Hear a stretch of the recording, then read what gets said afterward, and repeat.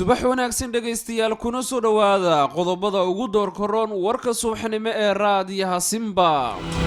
Warar kala duwan ayaa laga helayaa weerar sababay dhimasho dhaawac oo ka dhacay deegaan hoos yimaada degmada Gurceel ee gobolka Galgaduud iyo xaaladda degmada oo kacsan saaka. madaxweynaha Soomaaliya ayaa xalay filla Soomaaliya ku qaabilay guddiga gurmadka fatahaada webiga Shabeelle oo maanta ku wajahan magaalada Beledweyne. maamul goboleedka Puntland ayaa sheegay in xal laga gaaray shaqaaqadii magaalada Boosaaso iyo maleeshiyaadka hubeysnaa oo war soo saaray.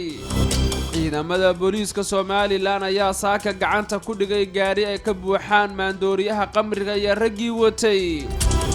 jamciyadda quruumaha ka dhaxaysa iyo beesha caalamka waxay soo dhaweeyeen heshiiska dhexmaray dalalka Soomaaliya iyo Kenya. madaxweynaha Jubbaland ayaa xalay kulan aan caadi ahayn la qaatay saraakiisha qaabilsan sugidda amniga magaalada Kismaayo. ciidamada booliiska Galmudug ayaa gacanta ku dhigay nin isku ekeysiyay haween oo markaasi ay ku qabteen degmada Gurceel. akhbaaraadka dibadda warbaahinta Simba subaxnimadkan idiin haysana waxaa ka mid ah weerar dad badan lagu dilay oo ka dhacay dalka Congo iyo codbixinta doorashada dalka Sri Lanka oo la soo gabagabeeyay.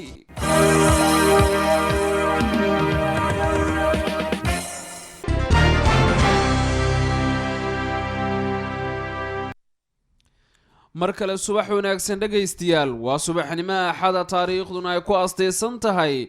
17 bisha 11 ee November sanada 2019. intii aad maqasheen dhagaystayaal waxay ahaayeen qodobada ugu doorka roon warka subaxnimo ee raadiyaha Simba. aan ku bilaabay warar kala duwan ayaa laga helayaa weerar sababay dhimasho dhaawac oo ka dhacay deegaan hoos yimaada degmada Gurceel ee gobolka Galgaduud.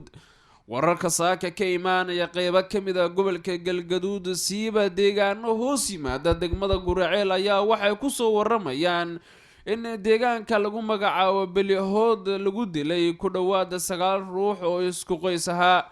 wararka ayaa waxay sheegayaan in dhimasho dhaawac uu jiro balse 9 ruux hal meel laga wada qaaday waxaana cisbitaalka markii la geeyay halkaasi ku geeriyooday 1 ruux 8 kalena way dhaawacmeen. rag ku hubeysan qori AK-47 ah oo ilaa 3 gaaraya ayaa la sheegay inay weerarkan fuliyeen isla markaana rasaas ay oodanka kaga qaadeen taasoo sababtay dhimashada halkaasi ruux. intaasi kadib deegaanka saaka ka taagan shaqaaqa ka dhalatay dadka lagu dhaawacay qaarna lagu dilay deegaanka Belihood waxaana wararkan helin ay sheegayaan in qaraabada dadkii la dilay ay hub urursanayaan kuwaasoo doonaya inay aargutaan. maamulka degmada Gurceel ee gobolka Galgaduud ayaa dadaal ugu jira sidii xal looga gaari lahaa shaqaaqadan xalay dhacday walow ciidamada dawladda ee ku sugan gudaha degmada Gurceel aysan gacanta ku soo dhigin. degmada Gurceel ee gobolka Galgaduud sanadihii u dambeeyay waxay ka mid ahayd degmooyinka ugu nabdoon gobolada dhexe ee Soomaaliya markii ay gacanta ku hayeen culimo diinkii Ahlus Sunna wal Jamaaca ciidamadooda oo halkaasi laga saaray balse shaqaaqadan waxay timid ka gadaal markii ciidamada militariga Soomaaliya ay gacanta ku dhigeen degmada Gurceel ee gobolka Galgaduud taas oo ka dhigan in ciidamadu aysan sugi karin amniga degmada Gurceel marka laga yimaado ciidamadii sida daacadda shacabka u ahaa ee Ahlus Sunna wal Jamaaca. xaaladda degmada ayaa saaka waxay tahay mid degan walow shaqaaqa laga dareemaya halkaasi. madaxweynaha Soomaaliya ayaa xalay filla Soomaaliya kulan kula qaatay guddiga gurmadka fatahaada webiga Shabeelle. Cabdi Fataax Muumin ayaa warkan faahfaahinaya. madaxweynaha Jamhuuriyadda Federaalka Soomaaliya Maxamed Cabdullaahi Maxamed Farmaajo ayaa waxa uu xarunta madaxtooyada Villa Soomaaliya kula kulmay xubno matalaya isxilqaamiyaasha howlaha gurmadka fatahaadaha ee qaar ka mid ah gobolada dalka iyo waliba jaaliyadda Soomaaliyeed ee ka socota dalka Kenya.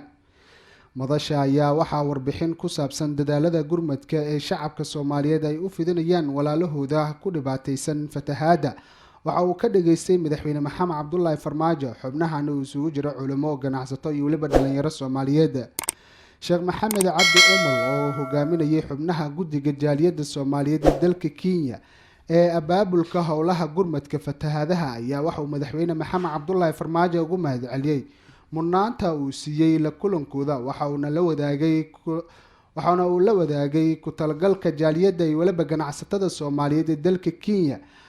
ay ka qayb qaadanayaan gurmadka loo fidinayo dadka ku dhibaataysan magaalooyinka Beledweyne oo guud ahaan uu hoostago maamulka Hirshabelle iyo sidoo kale deegaano dhowr ah oo uu ka maamulka Koonfur Galbeed oo iyaguna fatahaadaha roobabka ay ka dhasheen dhankooda xubnaha heer dowlad goboleed oo ka socday isxilqaamiyaasha howlaha gurmadka Puntland oo kulankan hadallo ka jeediyay iyaguna sidoo kale dhankooda waxay soo bandhigeen dareenka walaalnimo iyo weliba midka taakuleed ee bulshada deegaanada Puntland ay u muujiyeen walaalahooda ay waxyeeladu ay ku sameeyeen fatahaada iyo weliba daadadka ku soo rogmaday madaxweyne maxamed cabdullaahi farmaajo oo si kooban culimadii iyo ganacsatadii iyo dhammaan qaybihii kala duwanaa oo xalay la kulmay ayaa si diiran waxa uu ugu mahadceliyey siday mar walba ay u garab taagan yihiin walaalahooda ku dhibaataysan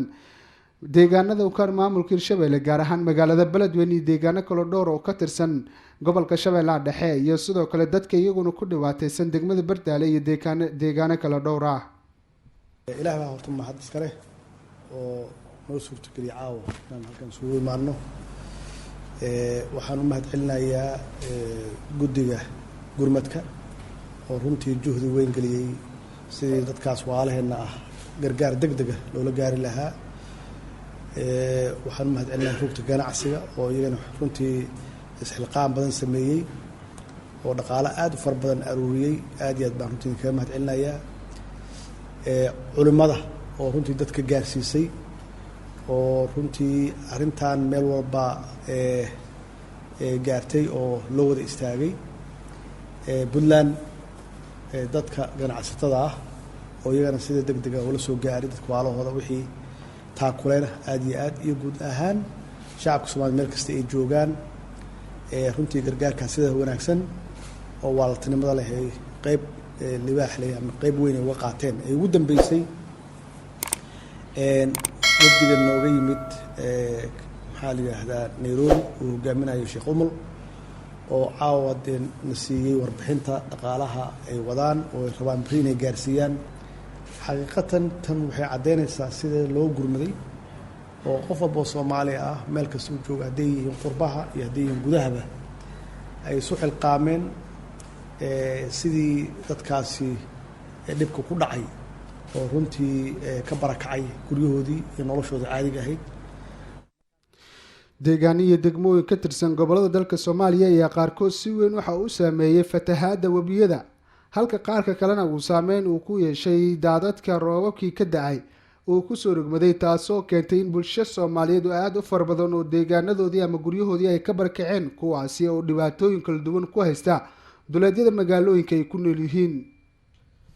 maamulka Puntland ayaa sheegay in xal laga gaaray shaqaaqadii dhawaan ka dhacday magaalada Boosaaso ee gobolka Bari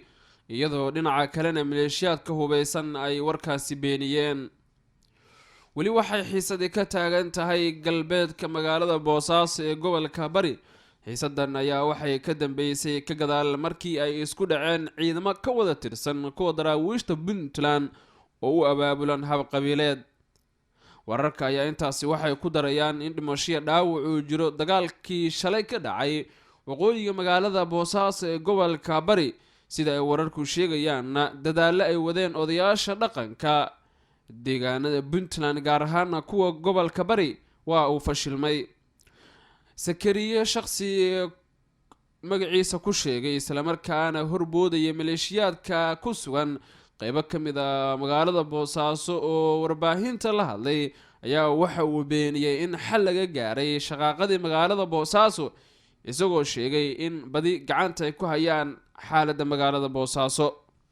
bismillaahir rahmaanir rahiim salaamu calaykum waraxmatullaahi wabarakaatuh halkan waxaan rabaa inaan ka salaamo bulshada Soomaaliyeed meel kasta ay joogaan gaar ahaan waxaan rabaa inaan halkan ka salaamo shacabka gobolka Bari anigoo ah Sakariye Cali Xaaji Siciid waxaa jira hadallo is soo taraayay magaalada Boosaaso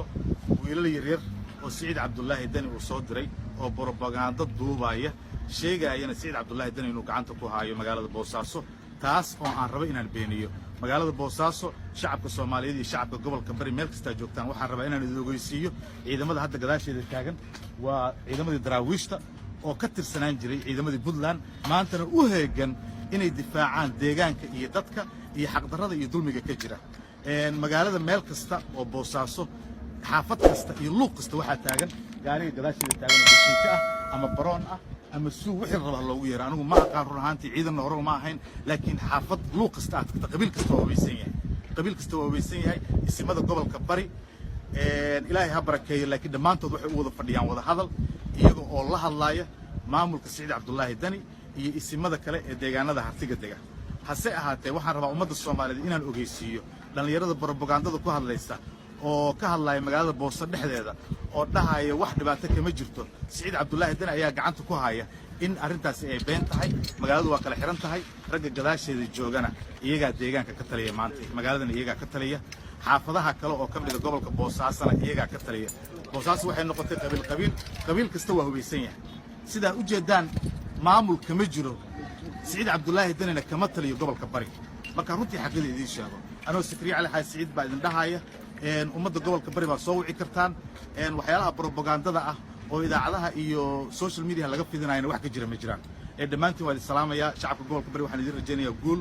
khayr wax fiican baa soo socda odayaashu waa wada hadlayaan maanta ilaa berri ilaa saadame wixii ka soo baxa odayaasheena weeye waa odayaasha deegaanka waa isimada gobolka bari waa nabadoonnada gobolka bari waa tijaarta gobolka bari way wada hadlayaan wax aad ku qanacdaan insha Allah way ka soo baxayaan assalaamu calaykum waraxmatullaahi wabarakaatu dhammaantiin waa salaamaya wasiirka arrimaha gudaha maamulka Puntland Maxamed Axmed Dhaban Cad oo warbaahinta isna la hadlay waxa uu sheegay in xal laga gaaray shaqaqadaasi walow ay maleeshiyaadka Boosaaso ku sugan arrinkan ay beeninayaan ciidamada booliiska maamulka Somaliland ayaa duleedka magaalada Hargeysa waxay ku qabteen gaari ay ka buuxaan maandooriyaha qamriga iyo ragii watay howlgal ay duleedka magaalada magaalada Hargeysa ka sameeyeen ciidamada booliiska Somaliland ayay gacanta ku soo dhigeen gaari ay ka buuxaan maandooriyaha qamriga oo gaar ahaan kuwa ay Soomaalidu u taqaano waaraadka waxaa la sheegay sidoo kale in gacanta lagu dhigay nin la sheegay in uu isna waday gaarigaasi kaasoo doonaya inuu gudaha u geliyo magaalada Hargeysa ee xarunta maamulka Somaliland taliye ku-xigeenka ciidanka booliiska Somaliland iyo taliyaha waaxda socdaalka iyo jinsiyadaha ee Somaliland warbaahinta la hadlay ayaa waxay tafaasiil ka bixiyeen qaabkay ugu suurta gashay in ciidamada ay gacanta ku soo dhigaan gaarigan iyo ninkii waday 15kii bishii 11aad 2019 ciidanka bileysku howlgalla ay ka fuliyeen magaalada Hargeysa duleedkeeda masallaha taasoo ay ku soo qabteen khamriga oo waayahan dambaba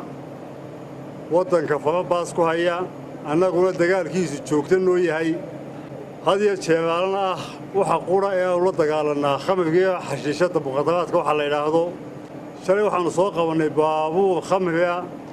oo ah baabuurta waaweyn ee la yiraahdo nooca Nissan Diesel shaamboogana loo yaqaano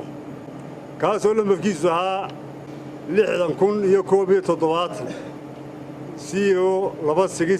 26,017 khamrigaasoo dhammaa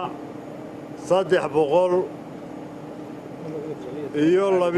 caagadood oo u dhigmaaya 468 litir oo khamri ah caagadaas waa kuwa waaweyn ee litirkiya barka qaada khamrigaas oo la soo gelinayay magaalada Hargeysa waxay ciidanka bileysku si laxaadle ugu soo qabteen ama uga howlgaleen duleedka magaalada sidaa awgeed iyadoo habeen iyo maalinba ka iyo mid la mid ah lagu qabto gobollada Jamhuuriyadda Somaliland oo naga yimaada dawladaha deriska aanu nahay waxaanu ka codsanaynaa shacbi weynaha Somaliland inay si wanaagsan oo ay noogala shaqeeyaan iyagoo awalba si buuxda noogala shaqayn jiray waxaan kaliya ku darayaa khamriga inta leeg ee shalay la soo qabtay waxa lagu qabtay hal eedaysane oo baabuur kala watay khamrigana watay wuuna xidhan yahay maxkamadna waa la horgeyn doonaa weli warka subaxnimo ee raadiyaha Simba ayaad maqlaysaan guud ahaan intaas ayaan kusoo gabagabeynaynaa warkii aad kala socoteen idaacadda Simba warkayga cidda uu sheegay simbanews.com ayay ka heli karaan. waadna ku mahadsantihiin dhegeystayaal la socodka iyo la jaanqaadka warkayaga subax ee nabadgelyo.